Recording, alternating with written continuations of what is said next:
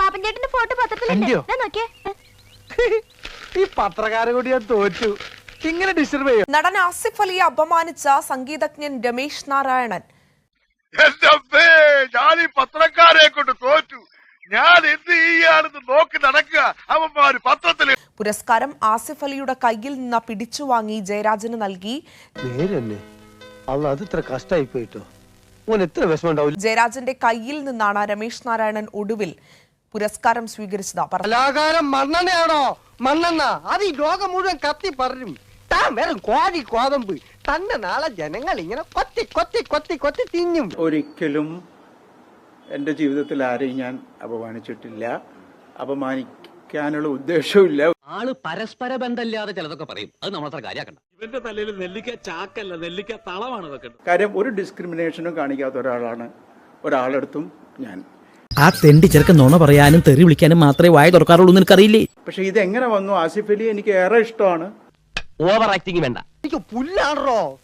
ചായം തേച്ച് അഭിനയിക്കാൻ നല്ല ഭംഗിയുള്ളൊരു മുഖവും നല്ല ആരോഗ്യമുള്ള ശരീരവും ദൈവം എനിക്ക് തന്നിട്ടുണ്ട്. എന്തൊക്കെ വേറെ ഒരു പേര് മാറ്റിയാ വിളിക്കുന്നത്? സന്തോഷ് നാരായണന്റെ വിളിക്കുന്നത് എന്റെ പേര്.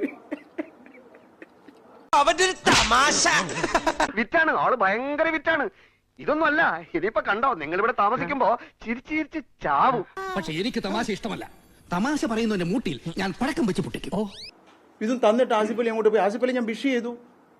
ആസിഫ് അലിയുടെ പുറത്ത് ഞാൻ കൈ തട്ടുകയും ചെയ്തു. ഐഡിയ ഒക്കെ കൊള്ളാം, പക്ഷെ ചെറിയൊരു ട്വിസ്റ്റ്.